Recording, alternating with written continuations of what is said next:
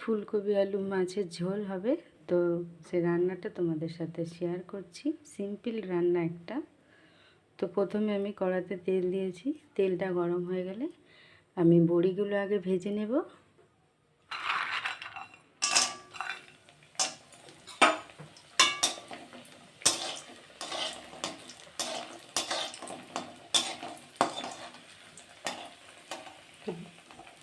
বড়িগুলো আমার ভাজা হয়ে গেছে, এখন আমি তুলে নেব।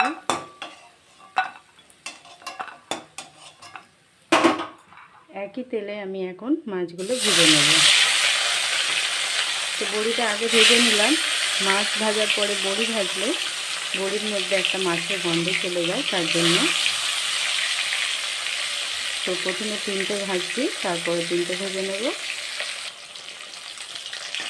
তো মাছগুলো এখন উল্টে পাল্টে ভালো করে ভেজে নিতে হবে।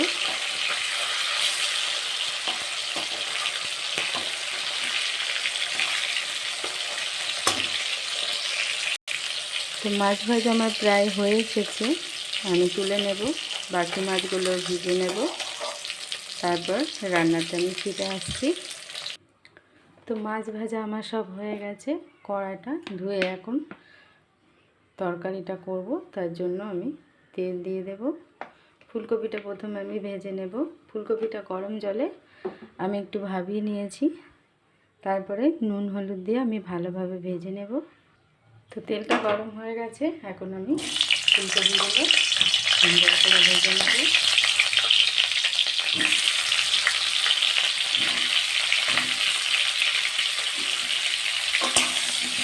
লবণ ও হলুদ দিয়ে ফুলকপিটা মাখিয়ে রেখেছিলাম, কত সুন্দর করে এগুলো আমি ভেজে নেব। তো ফুলকপিগুলো এখন আমার ভাজা হয়ে গেছে, আমি তুলে নেব। তারপরে আলুগুলো আমি ভেজে নেব।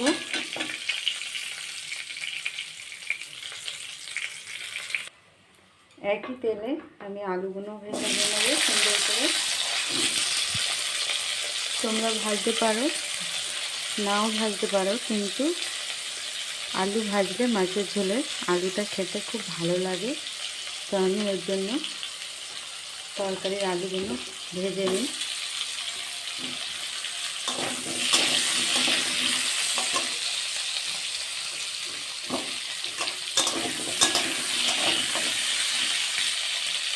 আলুটা ঢেকে ঢেকে সুন্দর করে ভেজে নেব। তো সামান্য লবণ দিয়ে আমি আলুটা ভেজে নেব, হলুদ আর দেবো না।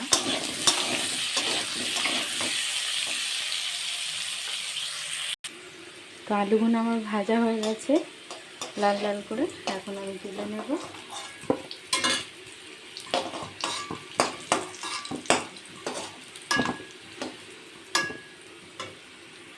রান্না করার জন্য এখন আমি কড়াতে কিছুটা তেল দিয়ে দেব।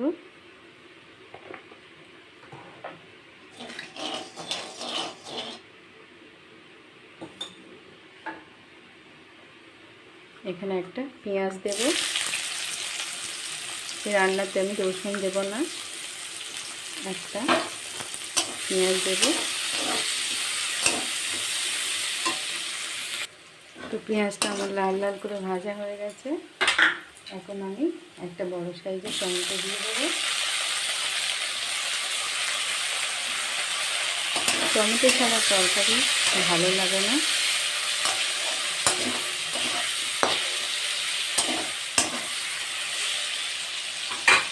তো টমেটোর মধ্যে আমি অল্প লবণ দেবো, টমেটোটা ভালোভাবে যাবে, তাড়াতাড়ি গলে যাবে।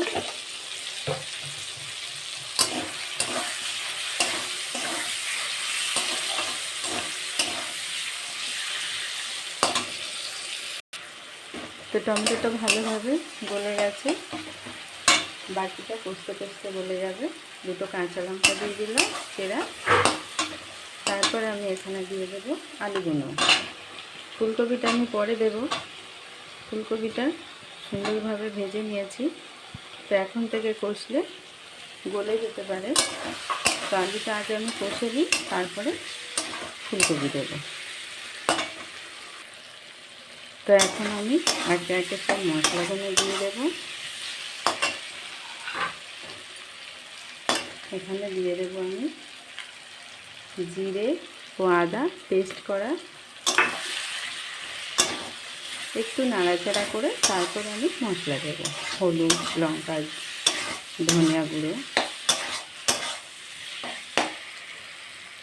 তো জিরে আদা দিয়ে আমি একটু কষে নিয়েছি। এখন আমি মশলাগুলো দিয়ে দেবো। প্রথমে দেবো আমি এখানে পরিমাণ মতো লবণ, তারপরে দিয়ে দেবো এখানে আমি হলুদ গুঁড়ো, দিয়ে দেবো এখানে আমি লঙ্কার গুঁড়ো, আর দেবো এখানে ধনিয়া গুঁড়ো। আর জিরে আদাটা আমি পেস্ট করে রেখেছিলাম। ভালোভাবে আমি এখন কষে নেব মশলার সাথে।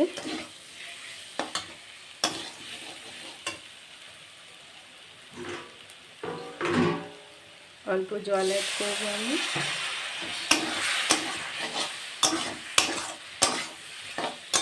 এতে মশলাটা লেগে যেতে পারে, সুন্দর কষা হবে না। একটু কষে তারপর আমি ফুলকপিটা দিয়ে আবার একটু কষে তারপর আমি জল দিয়ে দেব। তো এখান থেকে আমি 2-3 মিনিট মিডিয়াম আঁচে ভালোভাবে কষে নিলাম। মশলার কোনো কাঁচা গন্ধ আর বেরাচ্ছে না। তো এখন আমি ভেজে রাখা ফুলকপিগুলো দিয়ে দেব। আবারও আমি সুন্দর করে কষে নেব।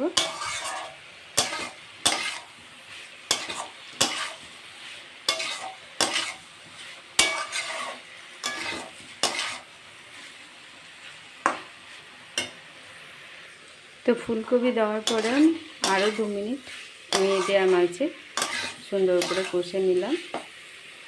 ফুলকপিটা আমার ভেজে রাখা ছিল, আলু ভাজা, বেশিক্ষণ লাগবে না। তো আজ খুব সিম্পল একটা আমি রান্না দেখালাম। তো তোমাদের যদি ভালো লাগে লাইক, কমেন্ট, শেয়ার করে দিও। ফেসবুকের বন্ধুরা ফলো করে দিও পেজটাকে, আর ইউটিউবের বন্ধুরা আমার সাবস্ক্রাইব করে দিও। তাহলে নতুন নতুন ভিডিও তোমাদের সামনে চলে আসবে।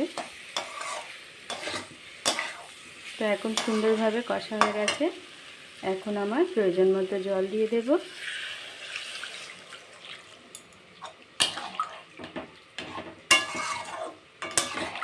আর একটু জল দেব।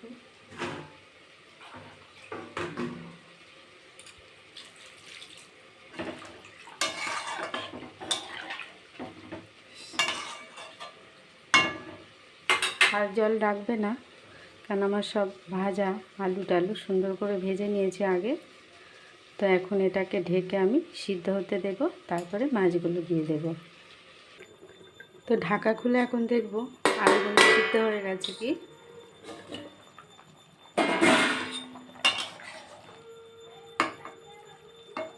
আলু প্রায় সিদ্ধ হয়ে এসেছে। এখন আমি বড়িগুলো দিয়ে দেব। বড়িটা না আগে দিলে ভিতরে ভালোভাবে ঝোলটা ঢুকবে না, সিদ্ধ হবে না, শক্ত শক্ত থাকবে। তাই আগে বড়িটা দিয়ে দিলাম। আমি আরও 2 মিনিট ঢেকে জাল করে নেব, তারপর মাছগুলো দেব। তো 2 মিনিট পরে, তো 1.5 মিনিট পরে আমি আসছি।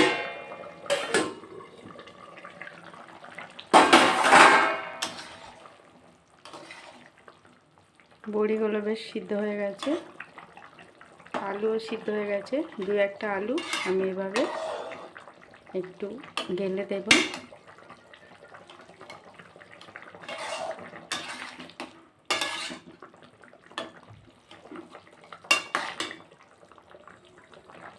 এখন আমি মাছগুলো দিয়ে দেব।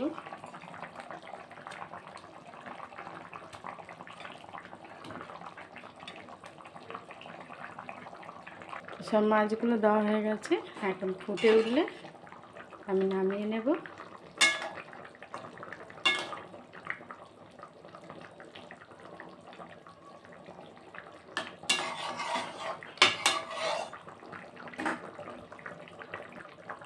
তো মাছগুলো দেওয়ার পরে ফুটে উঠেছে, এখন আমি নামিয়ে নেব। তো রেডি আছে আমার ফুলকপি আলু মাছের ঝোল। তো নামিয়ে নিয়েছি আজ আমার ফুলকপি আলু মাছের ঝোল। খুব সিম্পল একটা রান্না। তো এখন আমি গোটা জিরে তেলে অল্প ভেজে এখন আমি একটু ফোড়ন দিয়ে দেবো, তাহলে তরকারির টেস্টটা খুব সুন্দর আসে, গন্ধটাও ভালো হয়। এখন আমি কড়াতে তেল দেবো, একটু গোটা জিরে আমি ভেজে তরকারির মধ্যে দেবো।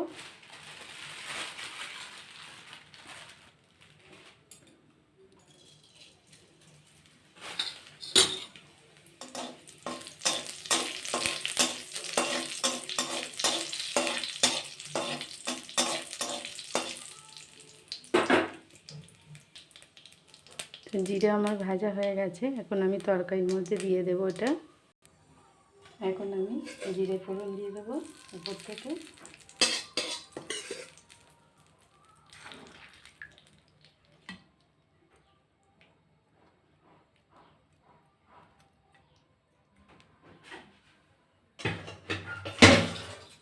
তো কেমন হয়েছে আজ আমার ফুলকপি আলু মাছের ঝোল কমেন্টে জানাবে। টাটা বন্ধুরা, আবারও আসবো আমি একটা নতুন ভিডিও নিয়ে। টাটা।